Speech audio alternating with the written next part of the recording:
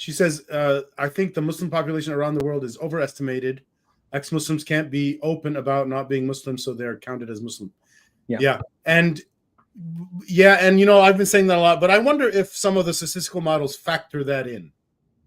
I don't think so. I don't think it's easy for you. So I've looked at some of the surveys that were done in such places, and some of the questions, because of the way that the questions get phrased, and it's not only for Muslims, it's also in places like the US. When the people making the survey ask a direct question, do you believe in God? It's very often the case that because of the phrasing of the question, people end up giving an answer that's not necessarily representative of what. Yeah, and you're just describing general problems with polls. There is it can be so bad. Yeah, there are information from just bad grammar, bad whatever.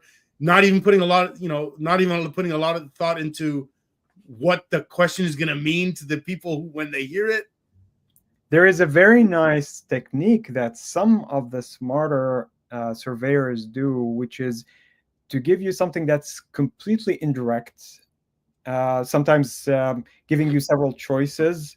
And based on the choices, they create a statistical model that would basically extract trends that you unconsciously give to them. That sounds like very sophisticated science trying to figure out these things, how to work on polls. And I bet you there's psychologists involved. Right. And one of these surveys, and I cannot come up with a name right now, when it was looking at the number of non-religious people around the world, turned out to give a higher percentage in general by some factor, depending on where you're looking at this, by some factor that was not revealed by the traditional, more direct type of questioning. So people lie on surveys. Well, there's an incentive to lie. Like imagine there was you're in your college campus and the psychology professor says, "Hey, we're doing a study and we're looking for volunteers," and you're reading the contract. It's a waiver, right? A waiver form, and at the end it says, at the end of this study, we have to kill you because we don't want the information to come out. Who's gonna?